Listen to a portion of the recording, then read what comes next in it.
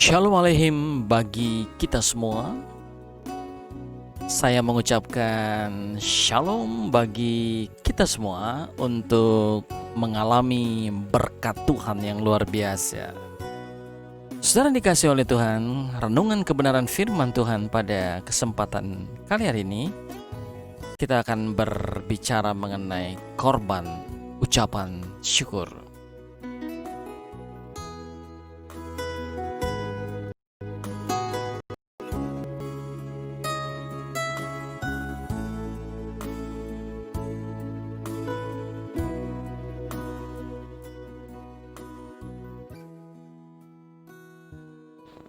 Saudara yang dikasih oleh Tuhan, kalau kita berbicara mengenai korban, itu pasti ada sesuatu rasa sakit,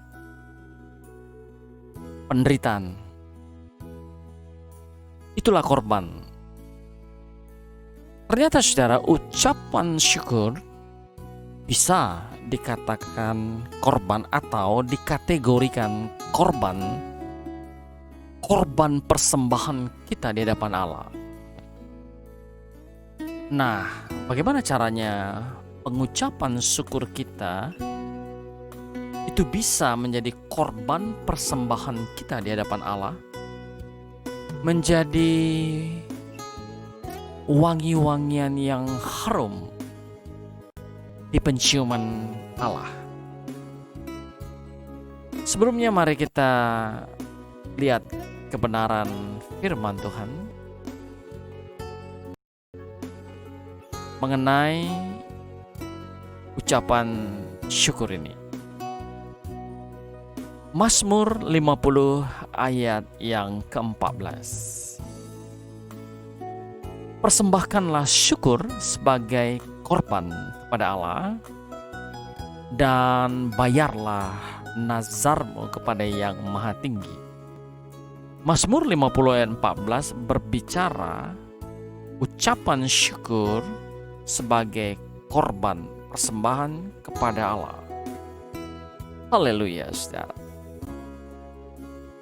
Mari kita lanjut dengan Mazmur 50 ayat yang ke-23.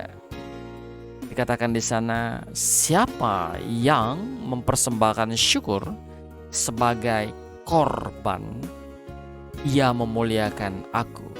Haleluya, saudara. Siapa yang mempersembahkan syukur sebagai korban, ia memuliakan Elohim, memuliakan Yahweh, saudara.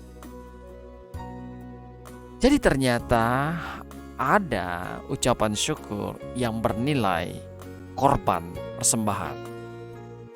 Tetapi ada juga ucapan syukur yang tidak memiliki nilai korban persembahan kepada Allah. Lalu Mazmur 107 ayat 22 berkata, biarlah mereka mempersembahkan korban syukur dan menceritakan pekerjaan-pekerjaannya dengan sorak-sorak. Jadi ketika saudara mengucap syukur, itu tidaklah sia-sia. Itu dinilai sebagai korban persembahanmu di hadapan Allah.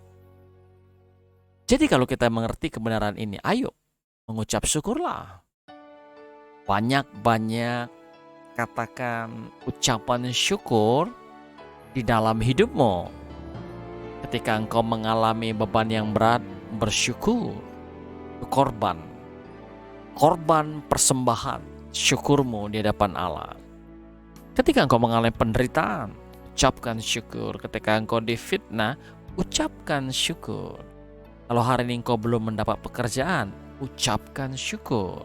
Kalau hari-hari ini engkau mengalami penurunan dalam usaha bisnismu, ucapkan syukur. Kalau hari-hari ini engkau berada di rumah saja dan tidak bisa kemana-mana, lalu engkau rasakan bosan, ayo ucapkan syukur. Pengucapan syukurmu adalah korban persembahan di hadapan Allah. Pengucapan syukurmu itu bernilai.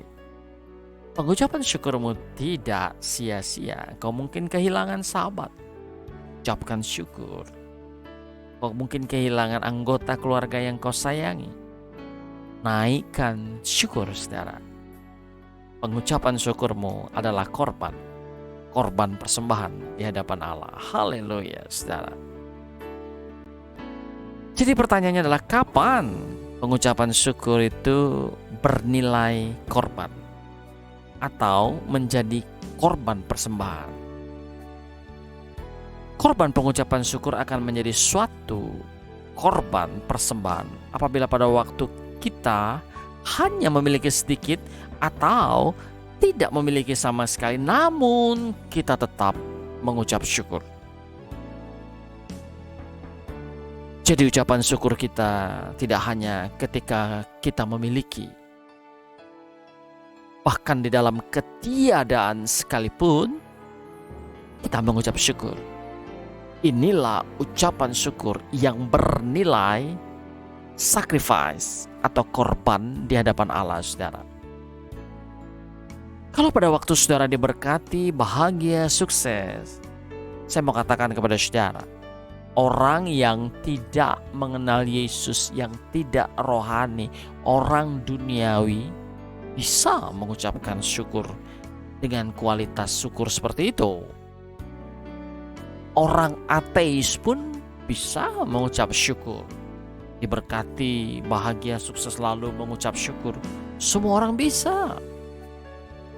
Tidak dibutuhkan pengorbanan tatkala pengucapan syukur pada saat berhasil, diberkati, sukacita. Tidak diperlukan pengorbanan.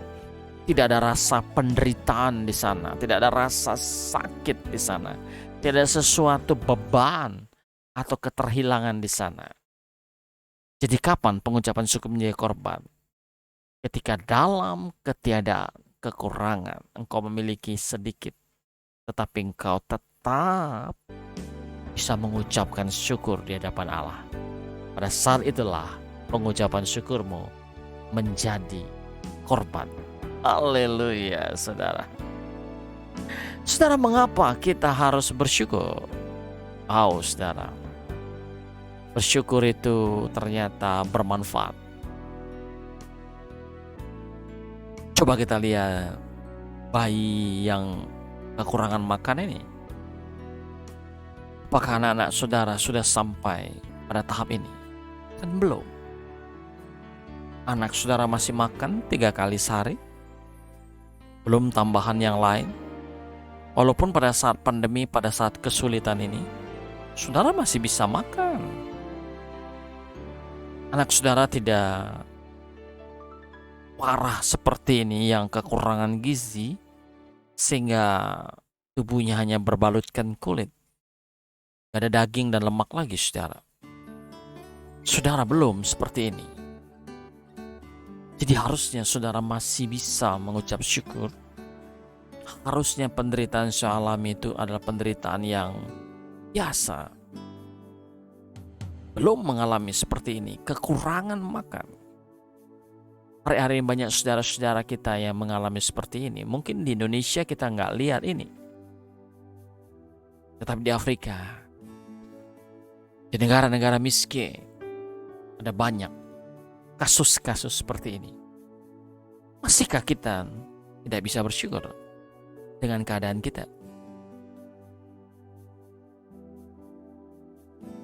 Masihkah kita merasa yang lebih menderita daripada orang lain? Saya percaya kalau saudara melihat gambar ini, saudara akan berkata, penderitaanku belum ada apa-apanya. Mereka tidak memiliki sesuatu untuk dimakan. Kalaupun ada yang dimakan, itu tidak bergizi sehingga tidak memenuhi nutrisi mereka. Mereka berkeadaan tidak mati tetapi juga tidak hidup, penuh dengan penderitaan saudara. Kondisi ini belum saudara alami. Saya berharap anak-anak Tuhan jangan seperti seperti orang yang berjubah putih ini. Kalau saudara punya, berikanlah. Kau tidak akan mati dengan memberikan orang ini makanan. Lihatlah di sekelilingmu, ada banyak orang yang berkekurangan. Ayo, mari berbagi, mari berkemurahan hati. Nyatakan kemurahan Kristus kepada banyak orang, saudara. Ucapkanlah syukur dengan apa yang kau miliki. Kita belum kekurangan air yang parah sampai harus minum atau mandi dari kencing binatang, saudara. Saudara harus mengucap syukur. Walaupun air di rumah saudara keruh, bau karat, tapi itu jauh lebih baik daripada kencing berbau ini, saudara. Kondisi ini kondisi kelaparan, saudara, sehingga nggak bisa lagi berpikir mana makanan, mana yang tidak. Yang ada hanya halusinasi. Dan di peristiwa yang mengerikan, dan anak ini dalam kondisi lapar, sedang ditunggui oleh burung gagak pemakan bangkai. Ketika anak ini mati, maka burung gagak ini siap untuk memakannya. Saudara, kita belum seperti kasus-kasus ini. Kita masih hidup dengan sangat-sangat baik dibandingkan mereka. Oleh sebab itu, ucapan syukur saudara harusnya bisa dilakukan. Karena keadaan saudara jauh lebih baik dari kondisi ini. Saudara yang dikasihi oleh Tuhan, Mari kita naikkan syukur. Seberat apapun keadaan saudara, sehebat apapun penderitaan yang saudara alami, di luar sana ada banyak yang jauh lebih sakit, lebih menderita daripada saudara. Barangkali hari-hari ini kau sedang mengalami perlakuan sadis, bully yang sadis, entah dari temanmu, sahabatmu, anggota keluargamu. Tapi di luar sana ada yang lebih sadis lagi. Atau barangkali saudara sedang mengalami pelecehan seksual yang menyakitkan, menyesakkan hati saudara. Tapi saya mau katakan di luar sana ada yang mengalami pemerkosaan yang lebih berat. Dengan kata lain saudara, apa yang kita alami belum seberapa si banyak penderitaan-penderitaan yang dialami oleh orang-orang lain yang nasibnya tidak seberuntung kita. Oleh sebab itu saudara, mari naikkan syukur kepada Kristus Yesus yang sudah menebus kita. Apapun problem masalahmu yang berat di dunia ini, katakan itu hanya sementara. Penderitaan itu hanya sementara. Pandanglah langit baru, bumi baru, kerajaan surga, di mana Kristus sudah menjanjikan bahwa Dia menyediakan rumah yang kekal, di mana di sana tidak sakit, penyakit, dan penderitaan kepada saudara. Syukuri itu. Kau yang berdosa dianggap tidak berdosa. Kau yang jahat diampuni olehnya. Sehingga harusnya kau berada di kegelapan neraka, oleh kasih karunia Kristus kau berada di kerajaan surga. Bukankah itu pengucapan syukur yang cukup untuk kita saudara? Ucap syukurlah. Barangkali hari ini kau mengalami kelemahan tubuh karena usia, kau saudara mengalami kelemahan tubuh karena sakit penyakit. bahkan saudara mengalami penderitaan akibat virus COVID-19, saya mau katakan, ucapkanlah syukur. Ucapkanlah syukur dan pujilah nama Tuhan. Ucapan syukur seperti itu adalah persembahan yang sangat-sangat menghangatkan, menyenangkan hati Bapa. Saudara yang dikasihi oleh Tuhan, teruslah mata hatimu tertuju, terfokus kepada Tuhan. Bagi saudara yang galau, yang dikejar-kejar dosa, yang takut akan kematian, dengarkan ini. Firman Tuhan berkata, "Akulah," berbicara Yesus, "jalan, kebenaran, dan hidup." Jalan, kebenaran, dan hidup yang kekal maksudnya. Tidak ada orang yang datang kepada Bapa tempatnya di surga. Dengan kata lain, tidak ada orang yang datang ke surga kalau tidak melalui aku, kata Yesus. Jadi Yesuslah jalan menuju surga. Datang kepada Dia, undang Dia masuk dalam hati. Yesus datang ke dunia bukan untuk mendirikan agama Kristen, tetapi datang ke dunia untuk membawa sebanyak-banyaknya orang ke surga dan memberikan jalan keselamatan.